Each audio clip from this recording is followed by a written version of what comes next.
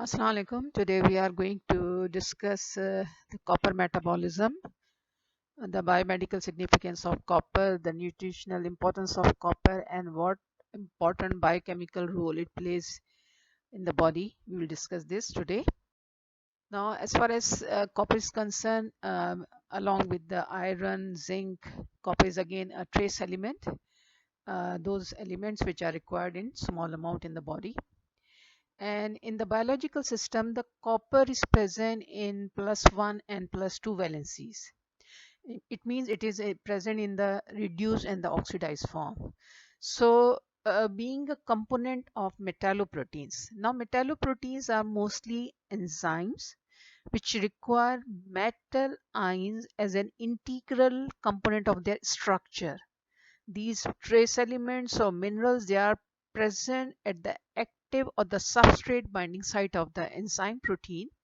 And since I have just said that they are present either in oxidized or reduced form, so they participate in oxidation reduction reaction. And in oxidation reduction reaction, one of the substrate is always molecular oxygen. So those enzymes which require copper, they react with the molecular oxygen.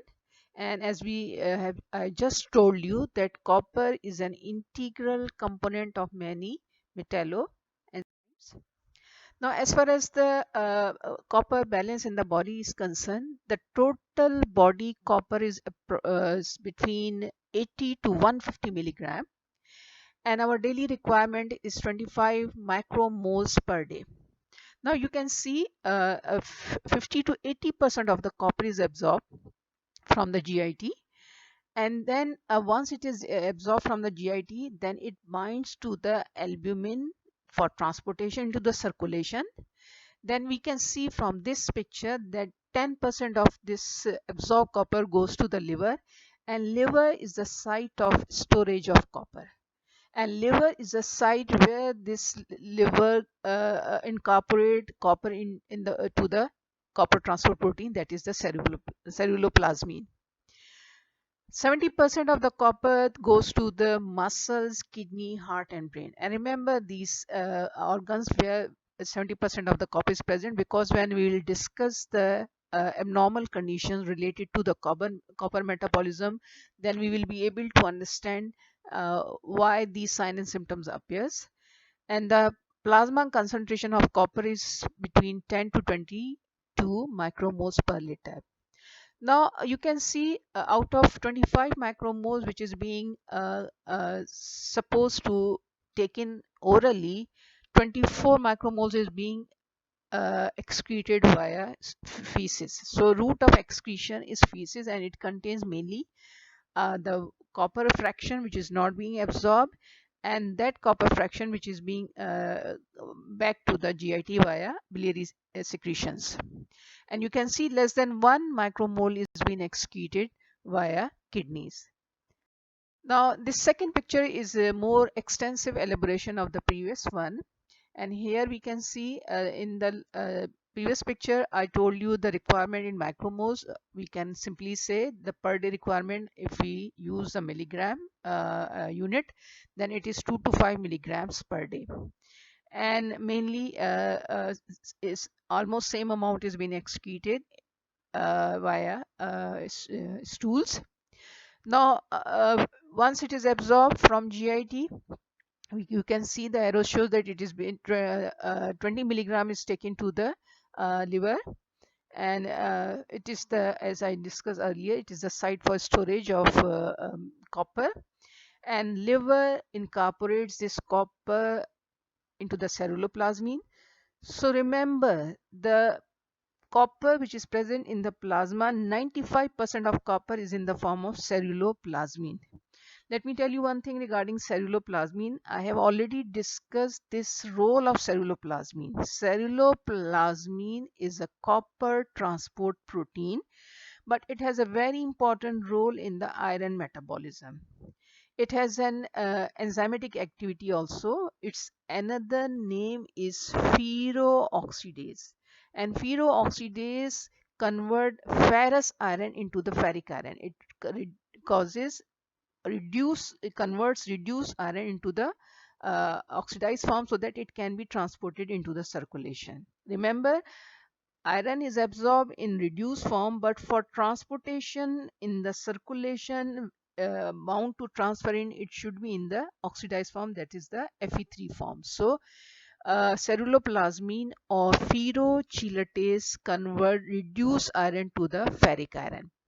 Now, as far as its absorption from GIT to its traveling to the liver, or its transportation to the liver, it is bound to mainly albumin and certain amino acids. Now, here you can see this picture is showing you that the total body copper content is 100 milligram. I just told you it ranges between 80 to 150 milligram. Out of this 100 milligrams, brain contains 20 milligram, muscles have a 35 milligram content of copper, kidneys have 5 milligram, and approximately 10 milligram is present into the connective tissue.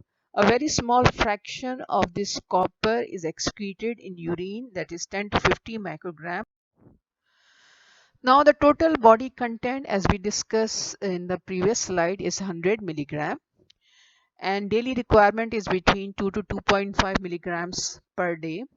And we just saw that once it is being absorbed from the GIT, this copper is being distributed among connective tissue in the bones, muscles. Some of its fraction goes to the brain, heart, hair, and the kidney. So these are the tissues and organs which have the content of copper mainly. You can see here brain, heart, hair, kidneys, and muscles and bones. Copper can be obtained from both the plant origin as well as from the animal sources. It can be obtained from meat, from cereals, consuming liver, nuts, and green vegetables. Uh, this slide is showing you names of certain enzymes which require copper, that is ceruloplasmin. Again, I will repeat, ceruloplasmin is not only a copper transport protein, but it also has got a enzymatic activity, that is it oxidizes ferrous iron into ferric iron. Then enzyme tyrosinase, we will discuss role of these enzymes one by one. Cytochrome oxidase, ALS synthase. So remember that ALS synthase is one of the enzymes of the heme synthesis pathway that requires copper. Again, superoxide dismutase and phenol oxidase. Now, as far as the copper transport is concerned, the first thing is that we consume copper in the diet. So the first phase is the absorption of dietary copper. Now there are two types of copper transport protein, and these copper transport proteins are being labeled as P-type ATPases. Now ATPases are those proteins which require energy in the form of ATP, or which consume energy in the form of ATP. And there are two type of copper transport P-type ATPases. One is ATP7A and another is ATP7B. And these are the key molecules required for the regulation and maintenance of the copper homeostasis. And these proteins have a dual role in the cell. They provide copper to essential copper requiring enzymes, and as well as they have a role in the excretion of excess intracellular copper. The unique feature of these two ATPases, P-type ATPases, is that they have an ability to sense and respond to intracellular copper levels. Now we just saw the names of the few enzymes which require copper as a metal ions. Now, being a catalytic component of various enzymes and structural component of certain important metalloproteins, so we will discuss these enzymes and their role one by one. As far as energy production is concerned, when we say energy production, what happens when we consume macromolecules in the form of proteins, carbohydrates, and lipids?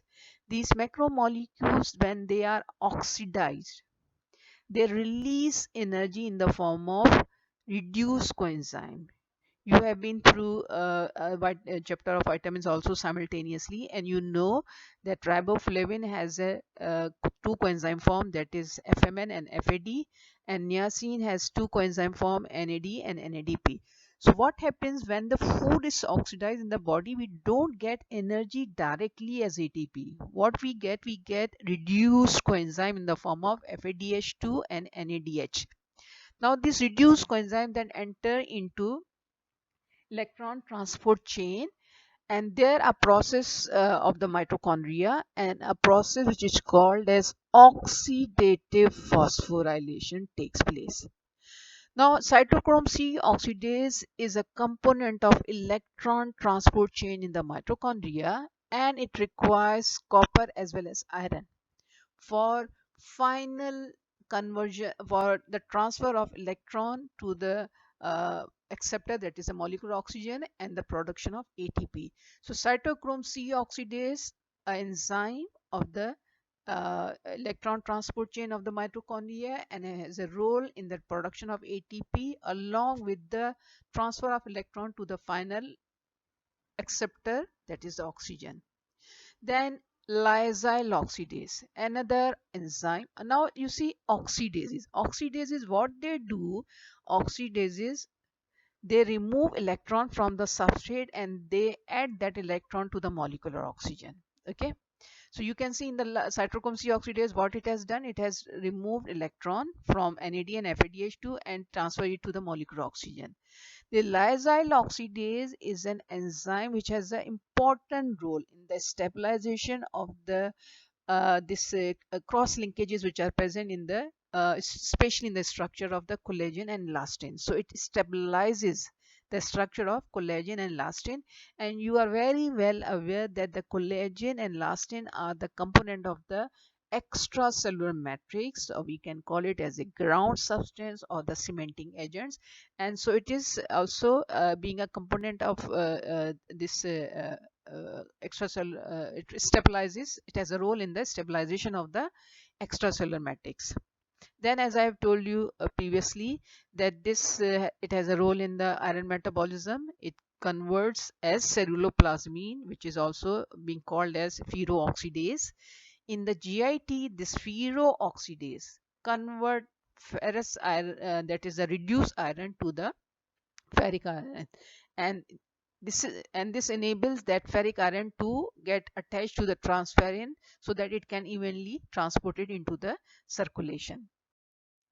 Then in the central nervous system, since we know that some of the fraction goes to the brain, and there are enzymes are there which require this copper as a important cofactor.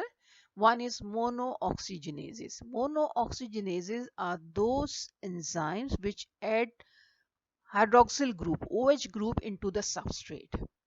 Okay, and for this OH, for OH means they add one oxygen atom from, they take one oxygen atom from the molecular oxygen, and the electron is being provided by, here in this case, by the vitamin C. So vitamin C is an electron donor. So monooxygenases, they require copper as well as vitamin C. Vitamin C is a strong reducing agent. It is an electron donor, and this monooxygenases, what they do, they add OH group into the substrate, and I will show you the reaction immediately after this slide. And so they convert dopamine to norepinephrine. Now this is a very important point to memorize, that dopamine is a neurotransmitter as well as norepinephrine. So when we will discuss the disorders related to copper metabolism, then we will be able to understand that why these neurological signs and symptoms are there. It's very important reaction, conversion of dopamine into norepinephrine, both are neurotransmitters. The second enzyme in the brain which requires copper is monoamine oxidase, and this enzyme is involved in the degradation of serotonin in the brain. Serotonin is again a neurotransmitter, and it is mainly concerned with the well-being and happiness of the individual. And what happens if the serotonin is not being undergo degradation at its normal rate? It may lead to some neurological sign and symptoms. This is the reaction I will just discuss with you, that monooxygenases, dopamine monooxygenase, require convert one neurotransmitter, that is dopamine, into norepinephrine. And you can see here that in the structure of dopamine, you can see it has got two hydroxyl group in its structure. But when it is converted to non-epinephrine, we have one more hydroxyl group added to that. So what happens that other substrate for this reaction beside dopamine is molecular oxygen and ascorbic acid. Oxygenases always interact with the molecular oxygen. One of the substrate is always molecular oxygen. And as I have told you earlier, that vitamin C or ascorbic acid is an electron donor. One of the oxygen atom is being obtained from the molecular oxygen, and ultimately the second oxygen atom is reduced to water, and ascorbic acid is oxidized to dihydroascorbic acid, and we can see that dopamine is converted into norepinephrine, a very important reaction. This is second reaction. Remember tryptophan. Tryptophan is an essential aromatic amino acid. Essential amino acids are those amino acids which cannot be synthesized in the body and we have to take in diet. And among aromatic amino acids, we have phenylalanine, tyrosine, and tryptophan. So tryptophan can go into a minor pathway, and it is a substrate of an important neurotransmitter that is called as serotonin. The another name of serotonin is 5-hydroxytryptamine. And in the brain, this serotonin, when they are being released from synaptic cleft, they are being catalyzed by an enzyme that is called monoamine oxidases. This monoamine oxidases, what they do, they convert this serotonin into 5-hydroxyindole acetic acid, and this 5-hydroxyindole acetic acid is ultimately then excreted in urine. So monoamine oxidase, MAO oxidase, it has a role in degradation of serotonin to 5-hydroxyindole acetic acid. I have just discussed the aromatic amino acid tryptophan. Another aromatic amino acid is tyrosine. Tyrosine, though, is non-essential, but it is again a source of a number of neurotransmitters, and that is, it is a source of dopamine, norepinephrine, then it is thyroid hormones, as well as it is a source of melanin pigment. So tyrosinase is an enzyme which is responsible for the synthesis of melanin from the this tyrosine. And this enzyme, it is a copper requiring enzyme. It is present in a melanocytes, and it is responsible for the synthesis of the melanin pigment, and this pigment is responsible for the VT complexion of the individual. Now, while discussing zinc metabolism, we talked about the superoxide dismutase. You are very well aware we have three different type of free oxygen radicals, that is superoxide, hydrogen peroxide, and hydroxyl radicals. Now zinc, copper, and manganese, Mn, they are three trace elements which are required by this enzyme which is called superoxide dismutase. I have repeated a number of times that we have been prevented from the hazardous effects of these free oxygen radicals by two preventive mechanisms. One is nature has provided us the enzyme catalase, peroxidase, and superoxide dismutase. And then we have another source which are antioxidant, and these are vitamins, that is vitamin A, E, and C. They are antioxidant vitamins. Okay. So this superoxide dismutase, it not only requires zinc, it requires copper, as well as it also requires manganese, so that it can detoxify the free oxygen radicals and can prevent the cell from the damaging effect of free oxygen radicals. Ceruloplasmin, a copper transport protein which is synthesized by the liver. And remember one thing, that copper itself, as I told you earlier, that in the circulation, the 95% of the plasma copper is in the form of ceruloplasmin, means it is not in the free form. Copper is not free, but it is bound to its transport protein. So what happens, this free copper can be a source of oxidative damage because it can generate hydroxyl radicals. So ceruloplasmin itself acting playing the role of antioxidant radical. Now, this picture I also shared with you in the topic of zinc metabolism. You can see superoxide radical, and the arrow is showing you the enzyme superoxide dismutase. It is requiring three trace elements: copper, zinc, and manganese.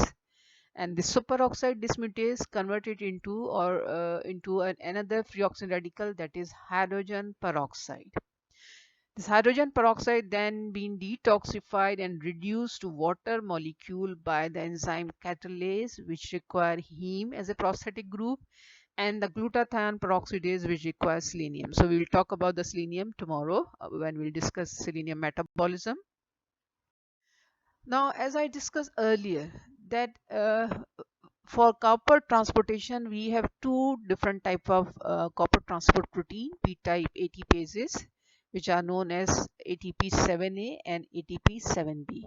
So, and we also discussed that these are essential factors in maintaining copper balance in the body. Now, these are copper transport proteins requiring ATP for their function. So for every protein there is a gene. What happens when there is a mutation in the ATP7A gene? What is mutation? Mutation is alteration in the genetic code of the gene which codes for a protein. So what will happen if there is a mutation in the gene which code for ATP7A, then definitely severe copper deficiency state will develop, that is called as Menkes syndrome, because this ATP7A is required for absorption of copper from the GIT or its transportation from GIT to the liver. If the defect involves ATP7B, then both the incorporation of copper into the ceruloplasmin as well as its excretion via bile is impaired, and this defect is the basis of Wilson's disease.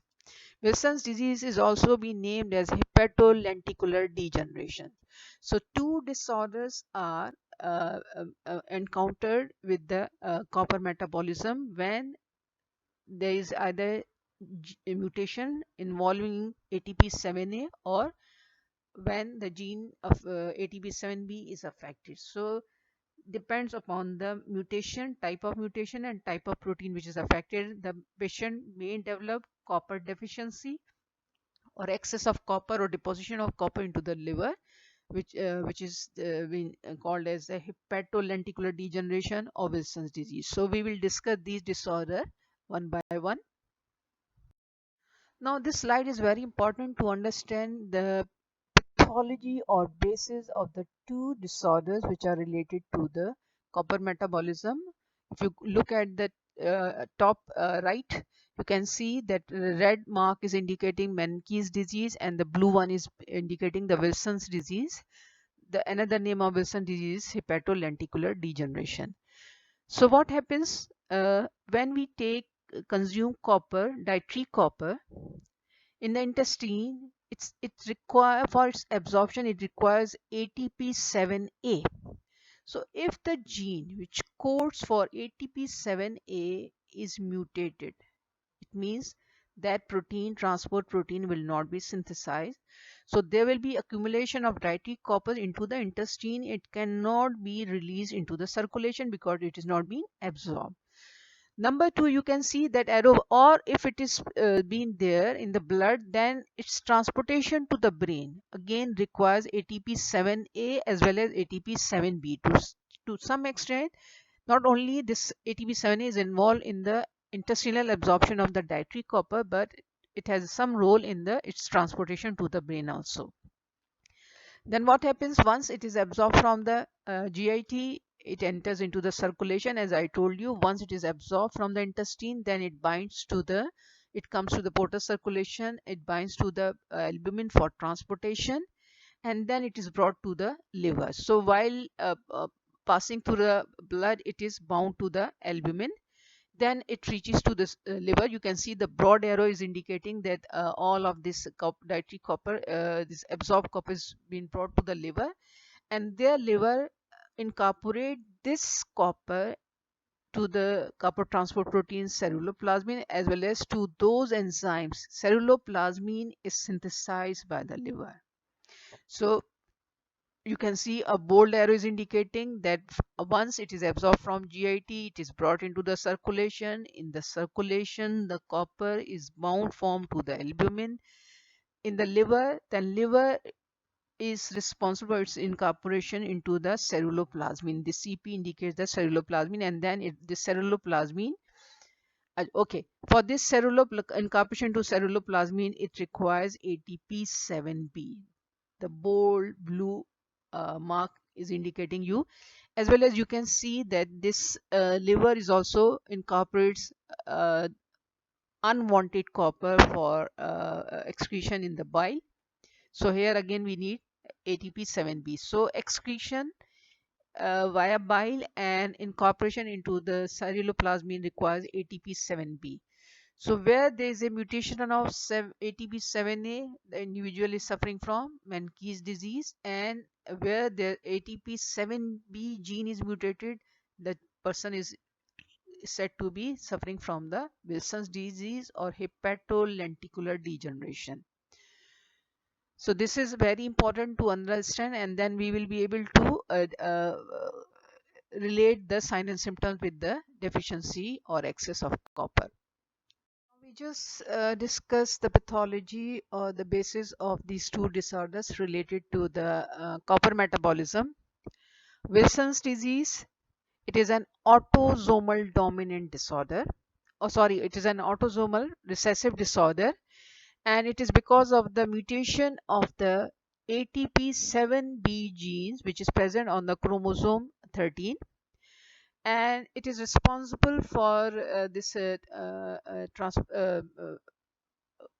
gene, as we saw, that it is responsible for uh, incorporation of liver copper into the form of ceruloplasmin. Number two, that this protein is responsible for biliary excretion of the copper. So what happens? Ceruloplasmin synthesis by the liver is not take place. Copper is not incorporated into the ceruloplasmin. Copper get deposited into the liver, and it can, with the passage of time, can lead to cirrhosis of liver. Beside this, the copper gets deposited into the brain, cornea, kidneys, bones, joints, and you can see here, this picture is showing you a greenish brown discoloration of the cornea, which is because of the deposition of copper into the cornea. And this is the one characteristic sign on the basis of which a patient can be diagnosed, because uh, other findings can require liver biopsy or blood investigations.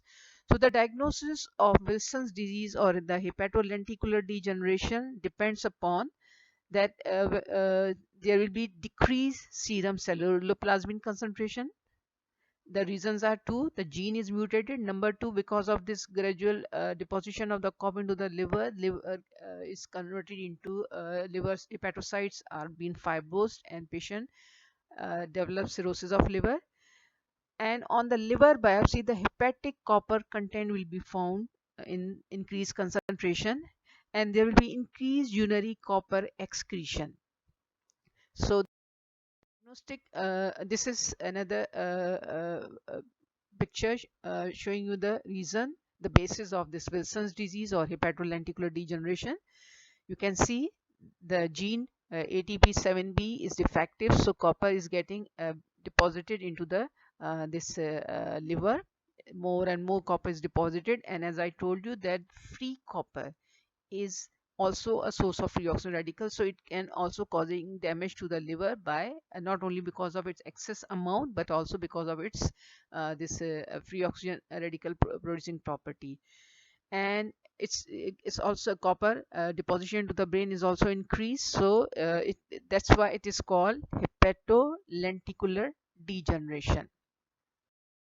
This is a view of the Kessler-Fletcher ring. So this Kessler-Fletcher ring is a diagnostic point of Wilson's disease, the brownish green discoloration of the cornea because of the deposition of copper in the cornea. Now these are the laboratory reports or biochemistry that will enable doctors to diagnose the patient suffering from Wilson's disease. The serum copper level, you can see the both values are being given there, the normal and those which can be found in Wilson's disease. The normal value for the serum copper is 10 to 22 micromoles per liter, but in Wilson's disease the serum copper concentration will be decreased, it will be less than 10. Ceruloplasmin, the normal concentration is 0.15 to 0.6 grams per liter, that and it will be decreased, as I told you, that copper remain get deposited in the liver.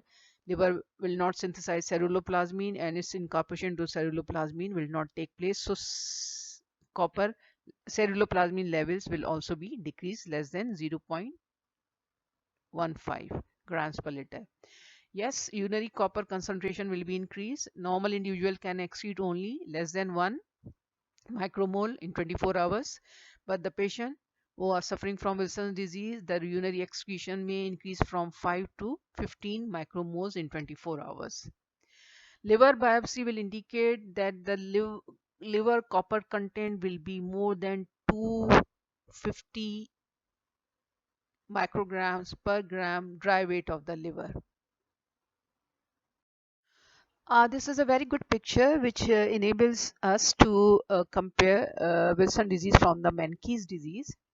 Remember, in Wilson's disease, copper is being deposited in the body tissues like brain, cornea, kidney, and liver, whereas the Menkes disease is a disorder of copper transportation. It cannot be absorbed from the GIT, so it is a deficiency disorder. But both are genetic disorders.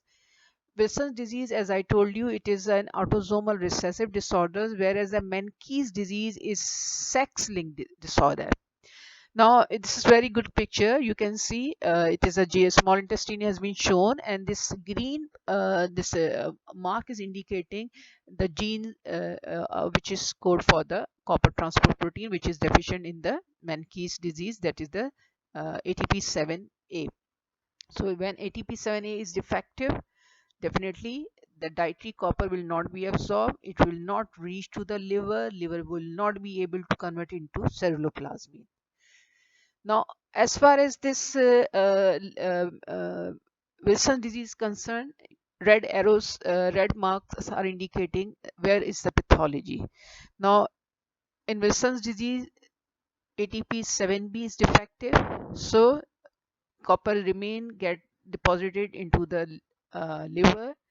Ceruloplasmin will not be formed, and you can see that there will decrease ceruloplasmin. And in case of this Menkes syndrome, the transportation to the brain and other tissues is also being affected. This is Menkes disease. Dietary copper is not absorbed. It will not go to the copper will not go to the brain. So there will be low copper concentration in the brain. The fraction of the copper which goes to the skin and hair, that will also be blocked.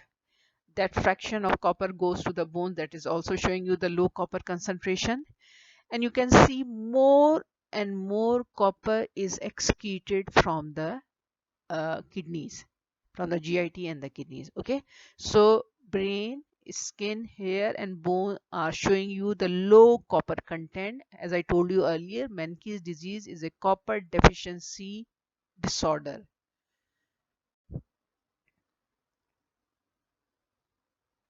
Now, these are the signs and symptoms of this Menkes syndrome. There will be this bone spurs. And it is also Menkes syndrome is also being called the kinky hair syndrome because of this improper cross linkages. As I told you, as we have discussed earlier, lysyl oxidase, which is responsible for the proper cross linking of the collagen, elastin, and keratin that require copper. So deficiency of copper will lead to steely hair, that is the hair will be kinky and brittle. They can be easily broken down. The age of these clinical signs and symptoms manifestation is from 3 months to 5 years. The child usually present with the Menkes syndrome between the age of 3 months to 5 years. So there will be feeding difficulties and irritability and lack of muscle tone. So these all these neurological signs and symptoms relate to its role in the conversion of dopamine into non-epinephrine and serotonin degradation. And there will be hypothermia or low body temperature, mental deterioration. This is all again because of the neurotransmitters. And there will be history of fits or generalized seizures. And definitely, since there's a low content of copper is there, so skeletal changes will also be observed in case of Menkes syndrome. Now this slide will enable you to differentiate between the two disorders which are related to the copper metabolism. And in Menkes disease, remember that dicarbon copper cannot get out of the enterocyte. It remains trapped there in the GIT, and it will be excreted out via feces, the major route of excretion. Whereas in the Wilson's disease, the copper is being absorbed from the GIT, but it is trapped there in the hepatocyte, so copper cannot be excreted from the hepatocyte. So this is a very simple version or point of differentiation between the two disorders.